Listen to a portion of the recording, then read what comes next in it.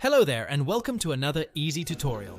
Please like and subscribe for more, and if you need a tutorial on something, leave it in the comments. In today's tutorial, I will be showing you how to check how much money you've spent on Steam. Start by opening up Steam and click on Help in the top left corner of Steam. In the Help menu, choose Steam Support. Next, click on My Account.